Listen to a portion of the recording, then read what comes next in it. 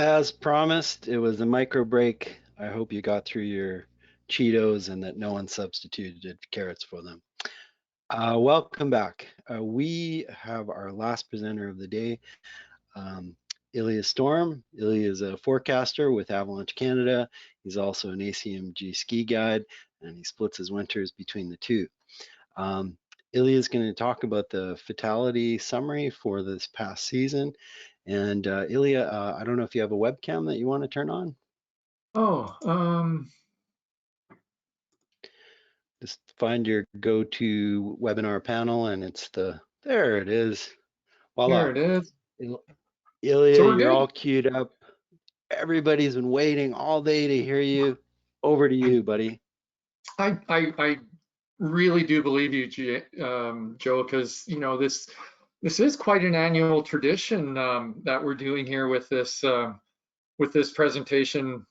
Um, and I guess with it, I'm hoping that there's something valuable that people get some value out of it. But sometimes I think we're just indulging in bystander curiosity when we look back at fatalities and to be honest, sometimes my private, if somewhat jaded voice, it like almost bubbles up to the surface and becomes public. And if it did, it might sound something like no transceiver, no training, nothing new here. Let's go for lunch. But it doesn't bubble up. And actually, this morning I'm pretty motivated. I found the presentations really interesting, both yesterday and today, and I've been sort of stuck a little bit on John Sykes's presentation, the GPS and the ski guiding and all that heli ski stuff, and in some ways I think, my gosh, it's hard to model. It's not that hard to just go out and ski and put together a good day of skiing out there, but the modeling's pretty tricky. And then I reflected back a little bit on Laura yesterday and her work on cognitive workload, and she's saying it's actually pretty hard what we do. Darn hard, I think was her words or something like that. And yeah, I can believe that as well. And then I also was thinking about both Katie and Pascal's work this morning and their sort of analysis of recreationists and what we as public avalanche forecasters or at Avalanche Canada provide. And I think it's just I think the take home is we confuse people, or we can certainly do better. So with the spirit of it's actually darn hard for us to go out, us as professionals to go out and do what we do. And it must be even harder for recreationists who don't have the training, the experience, the mentorship, all these things that make it probably easier for us as pros. I guess that's the spirit that I look at my presentation with today. So two parts, sort of the numbers and the historical context, because yeah, numbers, I do think numbers can tell stories, but also go through a quick scan of some of this year's accidents. So without further ado, we can only do things because of all the people who support us, as Gilles pointed out, and as Claire used to say, friends help friends. So if you're spending any money these days and you see anybody on the screen that you like, it's great if you can send them some support because they're supporting us. So here's there's a bunch of charts here, but this year was a pretty good year. We're here sort of with 7 avalanche events. There were 7 accidents, and in those 7 there were 8 people who ended up dying this year. I guess the obvious things to do are compare it to let's say the year 2000 here, where there were 10 people in 10 events, or maybe 2013 where there were 5 in 5 events. And obviously that's a much better story than maybe 2003 or 1999, where there was, basically double the fatalities compared to the amount of events. So, there were single fatality events except for one. The other thing that we do is we like to remove the peaks and the troughs. So fatalities are noisy data, and to smooth things out helps improve the signal. It changes the signal to noise ratio. So we use this 10-year average for this, and the way that works is, we come up with the average for the last 10 years, and some years are bad years in that there are more fatalities in that particular season than sort of the average. We can look at another window of time, which we'd say that 2004 was a good year because there were fewer fatalities in the average. And that puts this year in context where, with 8 fatalities, it was below the average. And we use this 10-year number because it's a short enough window to be relevant, but long enough to sort of remove the noise. And I think if you look at the trends, like the trends over the last 30 years, in the first half of that window, the first 15 years or so, we saw an increase in fatalities. We went from an average of 8 to doubling that to an average of almost 16, is the long-term trend. And sort of since then, it's decreased. It's come down from its peak of 16 down to 10. We're just over 10 fatalities per year on average now in the last 10 years, which is really quite remarkable. In the last 20, 25 years, the mountains have changed dramatically. Like in the mid 90s, there was still room to move in the mountains, even in Rogers Pass.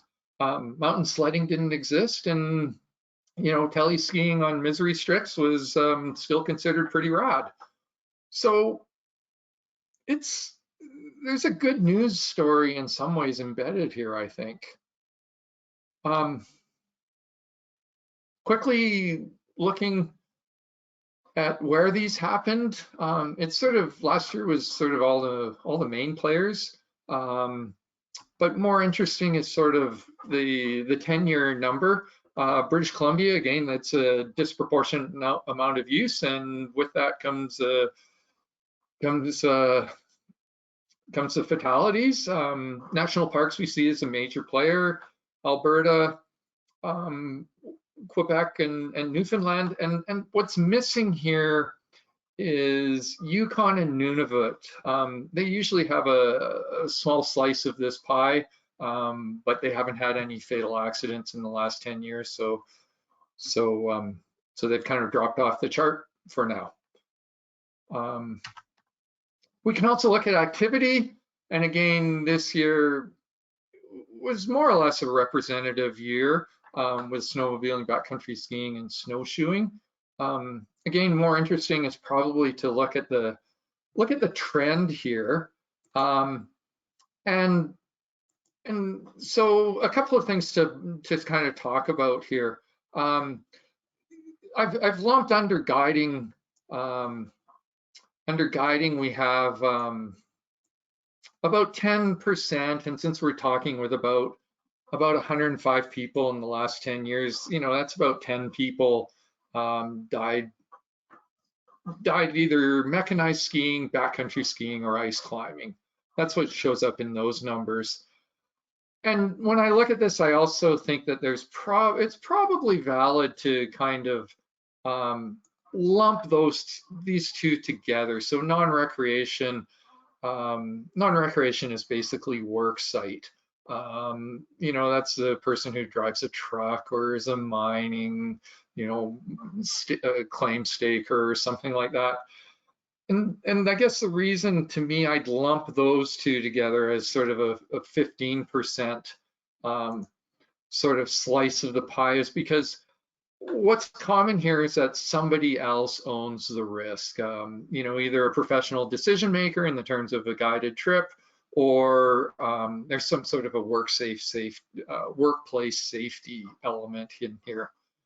The second thing that I kind of want to talk about here is the unaware. The unawares is largely snowshoeing, but it also includes hiking, often early season hiking. We've seen a bunch of accidents over time, which are kind of similar, where you walk up a ridge and then you jump into the little gully, which has early season snow to slide down, or sort of early spring where more snow fell than you expected, and some late season avalanche as it warms up, something like that. So, but snowshoeing is the majority of the unaware. And then there's the out of bounds skiing, which in my head I combine these two for another slice, a slice of like 16%. And you might argue that it's better to combine out of bounds skiing with backcountry skiing. Personally, I choose differently when I look at this. I think of out of bounds skiing more like it's a bit of a gateway drug, or at least that's my coming of age story. It's the data set is skewed to entry level folks. So I kind of look at those two lumped together, and then the rest of it is our standard activities of climbing, snowmobiling, and backcountry skiing, and those numbers haven't really changed much over the year. Oh, and I just want to say, of course, not all backcountry skiers, as opposed to out of bounds skiers, are highly trained individuals or anything like that, as sort of the first of this season's fatalities sort of show. So this is an avalanche. This is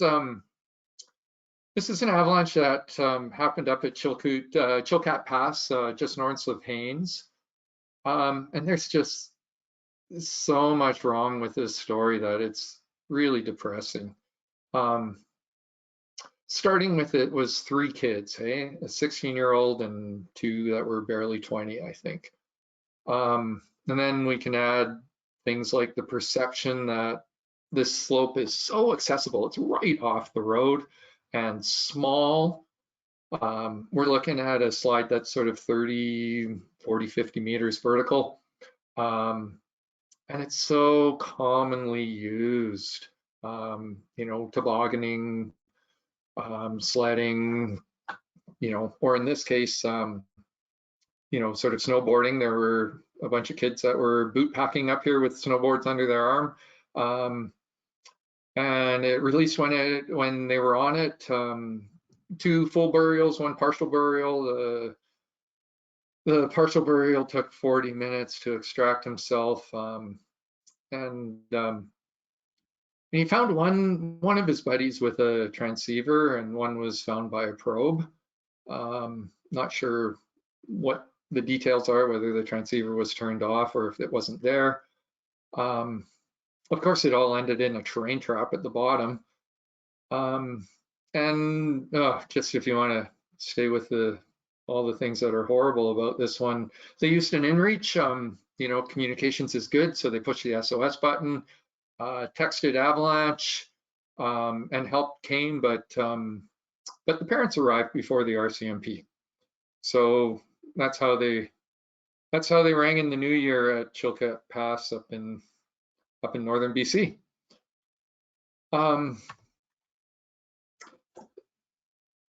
This was the second one that just happened, a handful of days later. This is a place called Cabin Lake. So it's a Prospect snowmobile area, kind of southwest of Merritt, north of the Coquihalla. So kind of another steep, short slope in a coastal snowpack.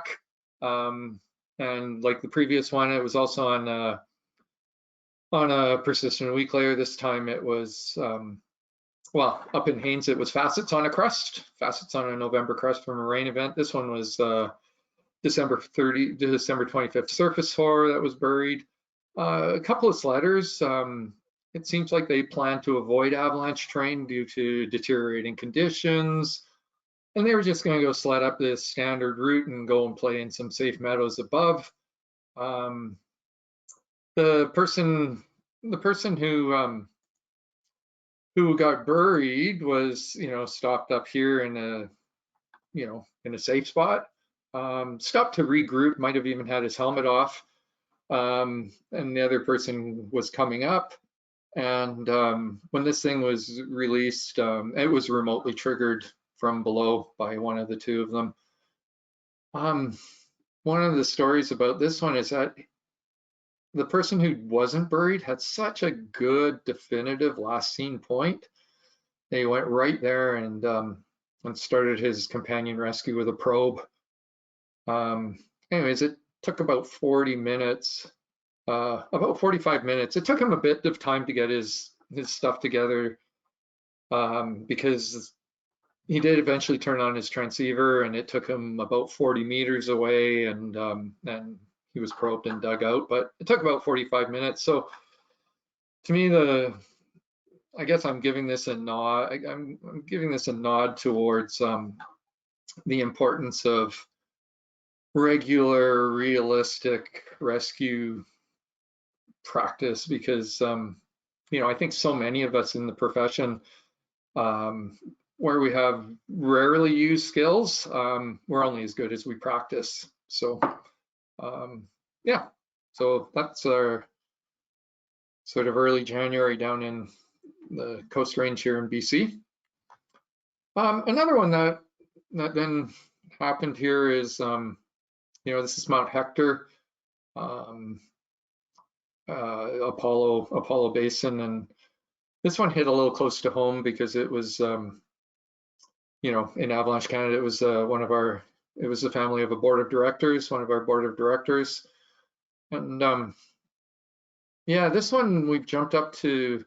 Although it's a recreational accident, it involved pros and people with pro level training and experience. I'm not going to go into too many details here because there were some great first person accounts that were widely viewed on social media, and I'm not sure I can add anything much to that. But it was the third and last run of the day. Two people were on the slope. And one was up on the ridge in a classic continental snowpack, thin with basal weaknesses, and a full depth avalanche that started right on the ridge somewhere up here. So, and then here we are into February, and we're still in the Rockies. We're up in the North Rockies, where again, a classic continental snowpack. This time, the culprit was back to facets over a rain crest down about a meter 30 or so. So pretty big slope. From a different perspective, it actually happened over here somewhere on the right, and the sled was on the surface. It was a fifth rider in the group.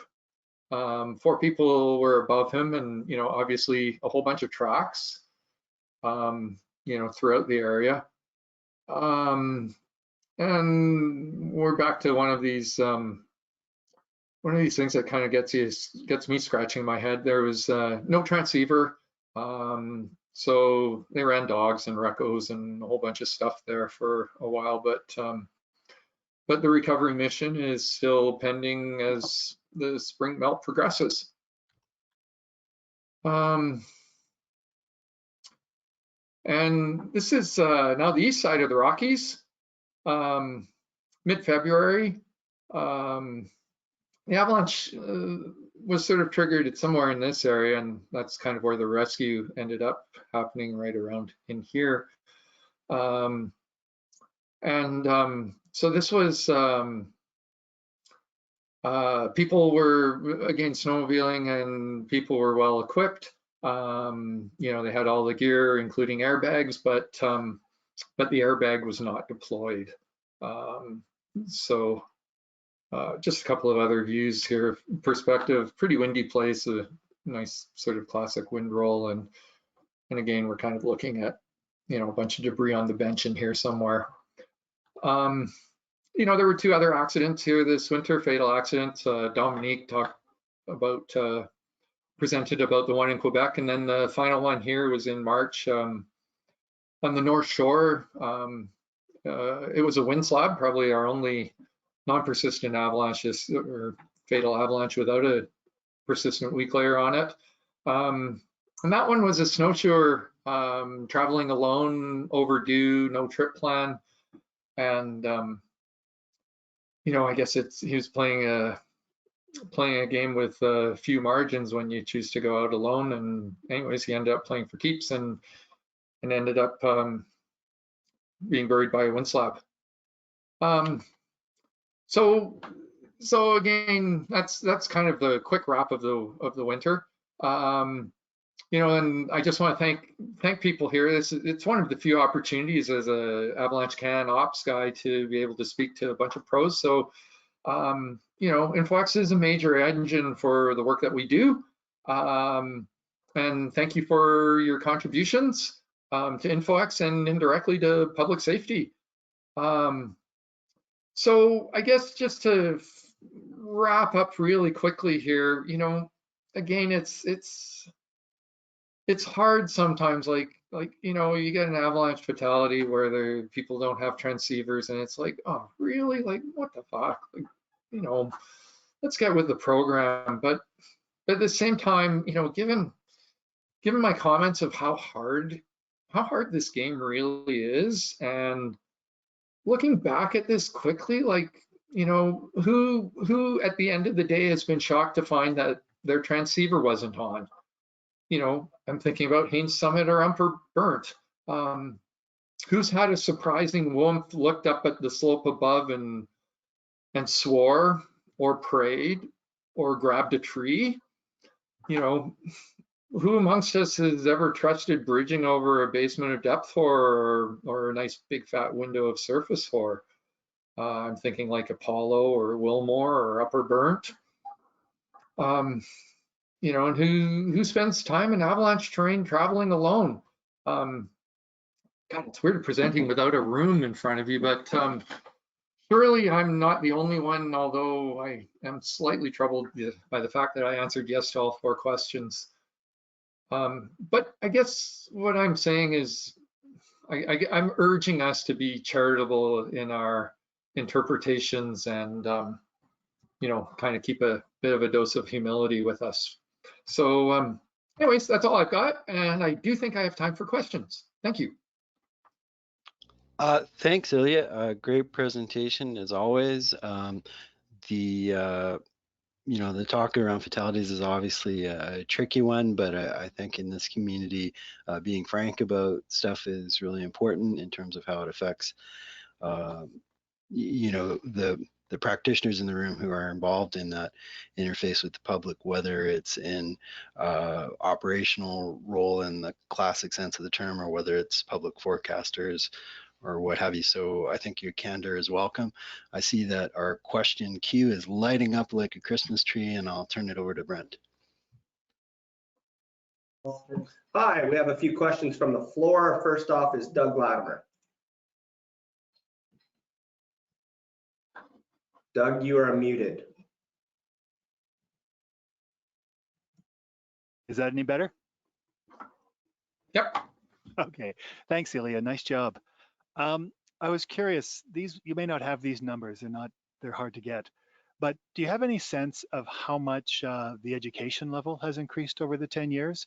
Maybe even just looking at how much the increased or decreased use of the Avalanche Bulletin is over the winter. Are those numbers changing significantly? We don't track training, and gosh, I'd love to. That would be so good to do. So yeah, that should be on our wish list.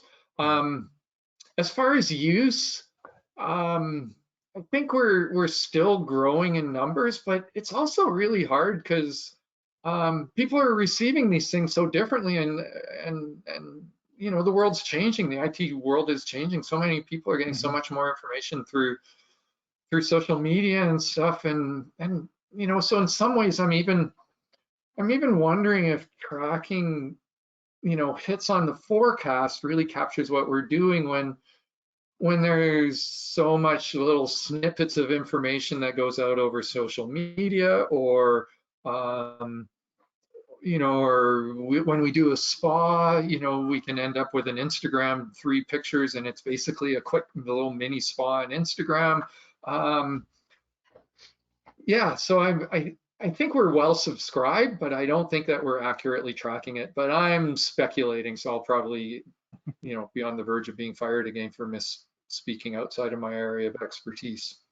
Okay. Yeah, I'm just wondering. We all have a sense that we think, you know, we know the backcountry use is going up, and I'm sure people are becoming more aware of Avalanche, the bulletin, and getting the information. But it'd be very tough, but it would be useful to know just how much. Yeah. And the other question, and this might even be harder, is do we have any sense of how much the backcountry use has grown over 10 years? Yeah, and we can, you know, we've tried all these indirect methods, and you just can't get the numbers. Like, there's all kinds of problems with trail counters, and everything from how they undercount to that there's privacy issue on trail counters. And we've tried through industry, you know, like we're really good friends with MEC. Like, we're really good friends with them, but as soon as you start going, hey, how about sharing something about like sales data for backcountry skis, or you go to a sled, or you know, a sled company, hey, can you tell us about your sled sales? And it's like zip lips. Nobody wants to talk about that. So we keep struggling with that. You know, how to get any sense of that. I have a feeling, yeah, I don't know. Yeah, we'd love it, Doug. You're hitting those great points. Yeah, no, I've never been able to get that either, and I was wondering if maybe there was something I was missing. Nope, it's hard. All right. Well, thank you. Next up, we have Grant Statham, and then that's going to be followed by Pascal, one of the presenters.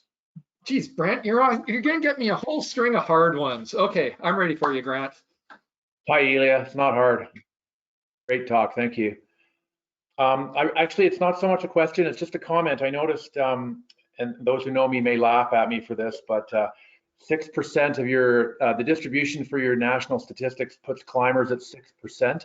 And I just wanted to point out the value in local areas localizing their own numbers. We redid our statistics in Banffio and Kootenay Park last fall, and our distribution for climbers is 43% over the last 22 years. 43% of the avalanche fatalities in our parks have been from climbers.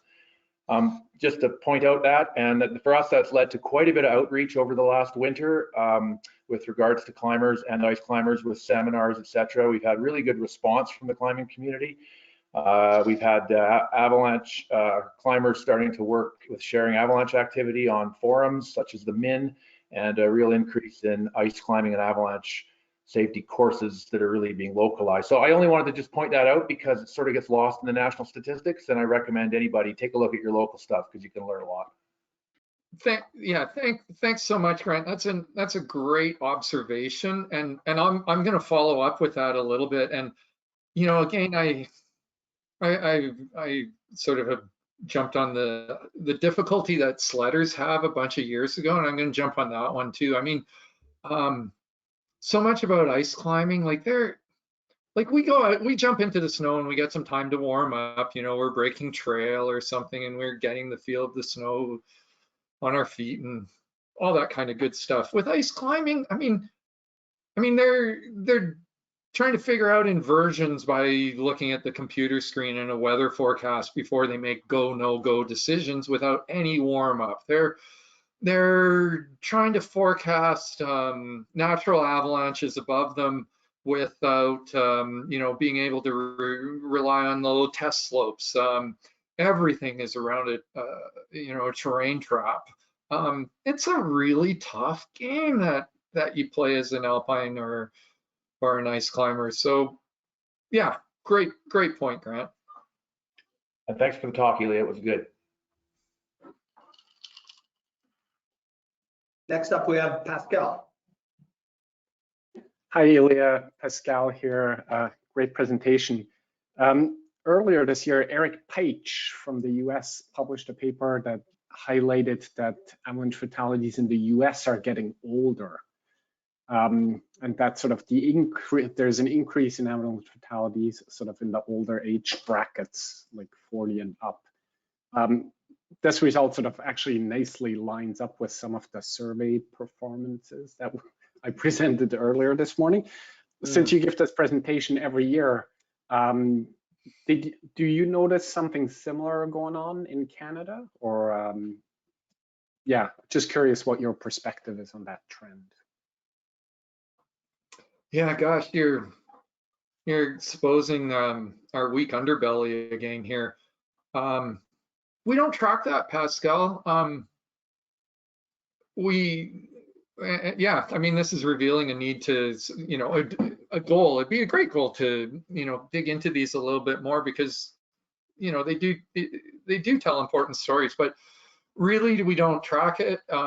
It has been a while since Avalanche Accidents in Canada Volume 5, and that's kind of historically been our time to sort of bundle up all these ones from the last however many years and dig into them a little more detailed and tease out those kinds of answers. And I guess that it's time to do something similar again, because it is interesting if demographics are changing, if people are staying active longer, and isn't that interesting, your results that people are getting older but they're not getting any better? That's a little bothersome, don't you think? Yeah, it definitely shows some interesting perspective that we might have not thought about it in the past.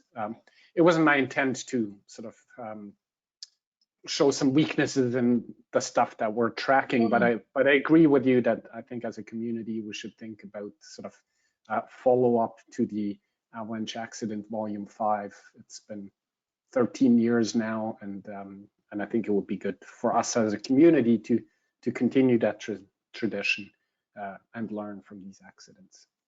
Thanks for a great presentation. Well, it seems like it's also good for us, meaning the, God, I hate to say this, but the more experienced folks in the crowd, that we should be thinking about the Dunning-Kruger effect, which I actually looked up yesterday after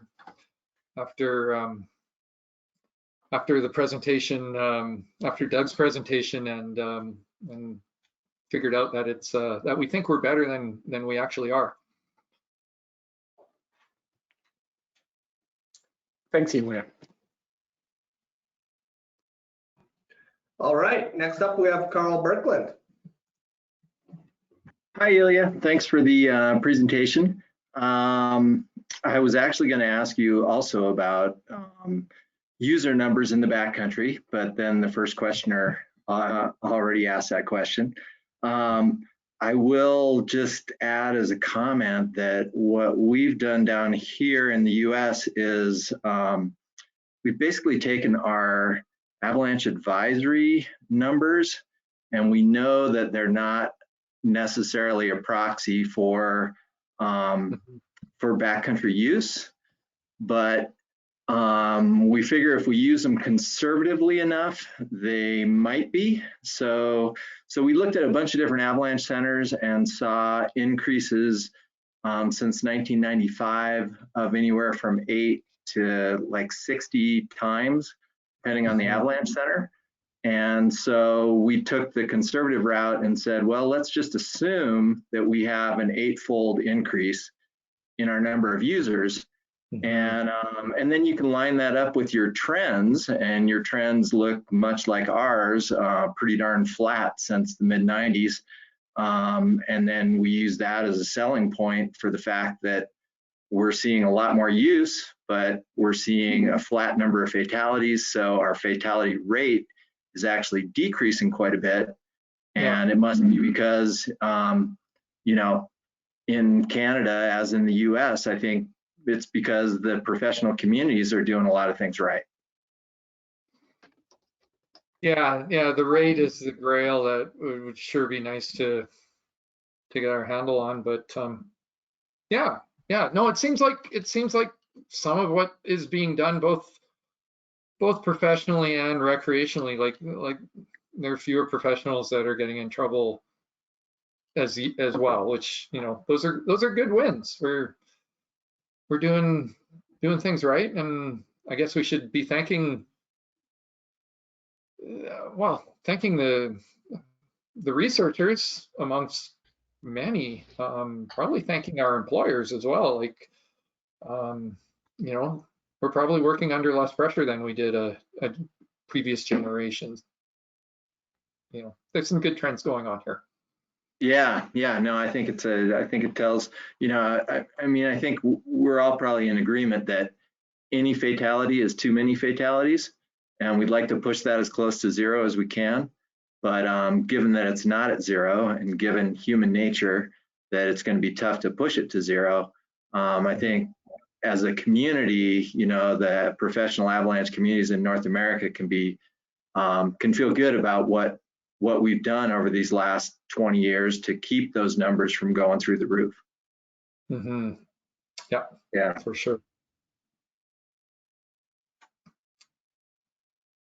Thanks, Carl. Yeah, thank you. All right, we have one more, maybe two more questions. The next person is Jim Nocella. Am I on the air? You're good. How many fatalities, if any, do you think were prevented by the truncated season? Yeah, I was kind of expecting this one.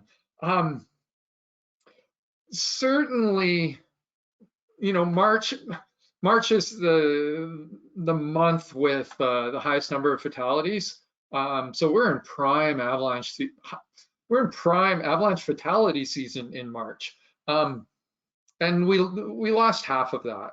You know, we basically things really started shutting down mid-March. So I'm sure that helped keep those numbers low. And in certain places it was getting tricky. It was a really difficult and not obvious decision for us to you know, abandon our forecasts, abandon all our products this year. And you know, yeah, and the only other thing I'll say about that, I like going down rabbit holes, is it seemed to reveal an element of the forecast, which is I find kind of interesting, and all the work that we do. You know, the tension around the COVID was, do we provide people with safe information to help keep them safe so that we can prevent accidents and ask them to keep their risk low, or do we pull back? And what we realized, and I think what won the argument, is that anything we do enables people. We encourage people. You know, and I think this is really interesting because we've tried to evolve from being, you know, sort of a mother hen kind of forecast of don't do this and be careful there, and you know, the fun police, all that kind of stuff. And we're trying to move towards, you know, calling things as we see them, encouraging people to get out and enjoy the outdoors. You know, it's part of the Canadian, you know, our Canadian narrative, all that kind of stuff. And the fact that we shut down reflects that even a forecast that is all red, you know, all elevation bands, all days, red, it's still enabling people. Like we, you know, basically, you know, that won the day in our decision. So although I don't know, and so I take that as a really good story, that we're doing our job because we are encouraging people to go out and manage their risks appropriately. So yeah, a little bit of a tangent to your question, but the stats would say that we would have had one more fatality if we had kept going for another 2 weeks. reasonable, I think. Yeah. Good answer. Thank you.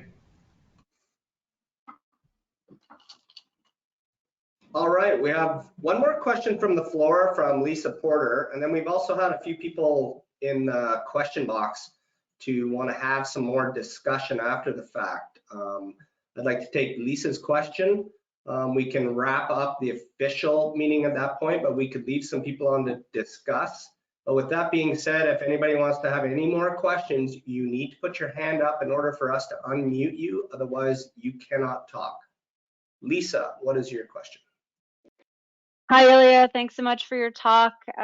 Just curious if you guys know or keep track of the number of avalanche involvements where there's a full or partial burial.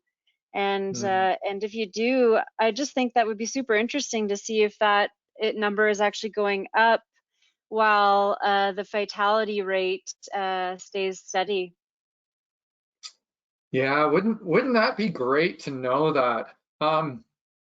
No, we don't, Lisa. I mean, the reason we use fatalities is because it's the one kind of avalanche that's, you know, essentially mandatory to be reported. You know, the RCMP, the coroner, people, you can't hide a fatal.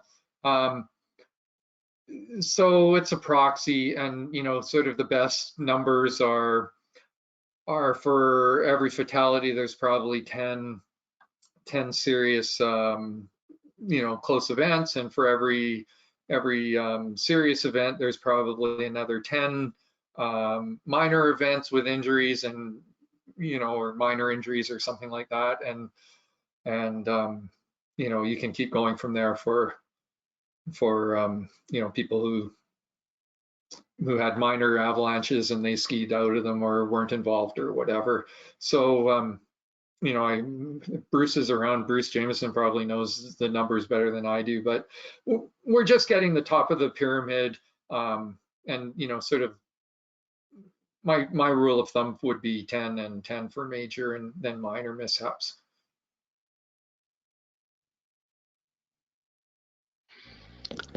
Great, thank you for your question, Lisa. So as Brent mentioned before, we've reached the end of our official program, but Ilya, if you want to hang around, I think we'll have informal dialogue with whomever wants to stay on the line with you, as long as you'll stay. Yeah, sounds great. Okay, and just before we do that, I just want to make sure that we get in a thank you today to all the presenters. Really great provocative talks in terms of future tools and current status of different situations. Thanks everyone, for all the presenters, for putting in that great work. I want to thank everyone who attended and managed their way through the different technical challenges today. And, you know, that's both the CAA members who attended as part of membership, as well as all of our friends from the community around the world. We will be back online tomorrow at 8:30 a.m. Pacific. Just follow your schedule as you have been, and we look forward to seeing you then.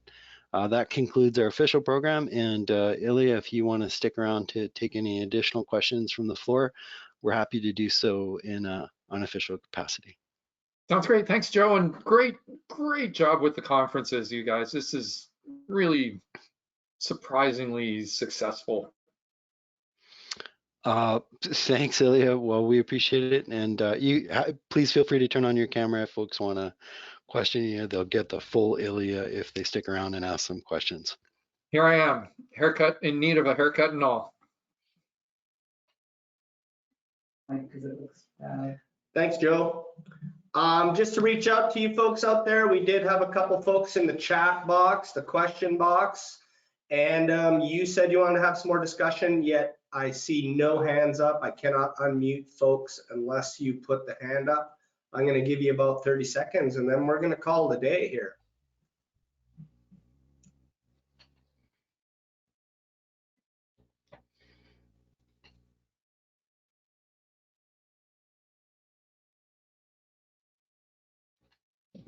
Nobody. Looks like we got Dave Enright there. Oh. Sorry, Dave. There you are. Hey, how you doing, Ilya? Good. How are you, Dave?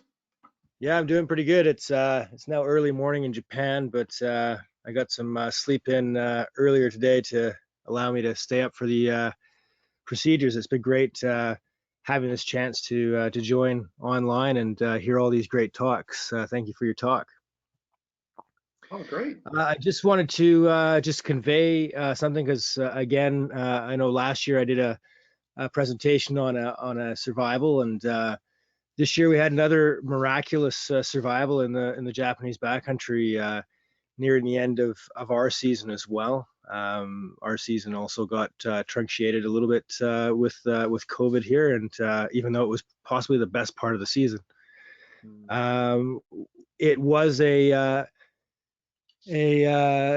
new instability, storm slab, and the fellow was buried for almost 3 hours, and he was uncovered through probing.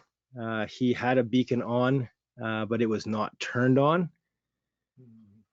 He had checked his batteries in the parking lot and then switched it off again and forgot to turn it on before heading out, and no one checked it. You know, could have been a really, really terrible mistake. Amazingly enough, we had an AST2 out in the area. There was a Japan Ski Guides Association examination going on in the area, and we also had multiple other guides in the area that supported in the rescue. Like I said, it was an absolute miracle. It was almost 3 hours. I was actually in our base office with telephone communications with the police and the police helicopter, as well as on the radio with people in the field. I wasn't in the field personally that day, and we got the helicopter called out under the pretext that we thought that this person would be uncovered fairly quickly, as the partner said that they were wearing beacons. But obviously it took a while. The helicopter was starting to fly back, and there was a probe strike at about 10 minutes before the whole crew planning to head back due to their obviously time constraints and getting everyone out of the backcountry safely. It was already 2:30 at that point. He's absolutely fine. Amazingly enough, he had a dislocated shoulder, and that's it.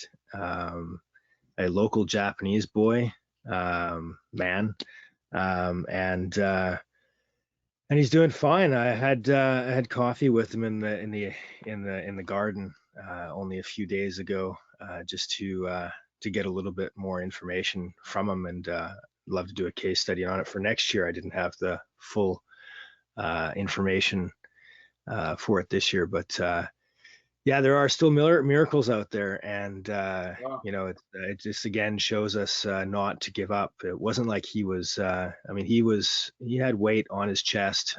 He was basically blacked out, and you know, he was going into some, as he called it, sort of Zen meditation at about 45 minutes under the snow, and he remembers all the way up to that. And then when he blacked out, he didn't remember, doesn't remember really being unburied, and he went away unconscious and was revived. Actually not revived, but came out of his unconsciousness in the hospital. But yeah, amazing stories out there, and it just goes to show that we can't give up too easily in rescue situations. Yeah, no, that's a amazing story. Yeah. Anyways, yeah, thought I'd just chime in and say hello, and thank you very much, and thank everyone Yeah. for the conferences. No, that's great. That's super interesting. Thanks, Dave. Talk to you later. Take care. Okay. Hey, Brent, I can't see the queue. Yep, go ahead, Brent. I think we've covered everybody's discussion here. I have no more hands up. And thanks a lot for staying on late, and we appreciate your presentation and your time. Great, thanks, Brent. It's pretty cool to see these really big numbers, and that people are coming from the other side of the Pacific all the way to the other side of the Atlantic. It's pretty cool.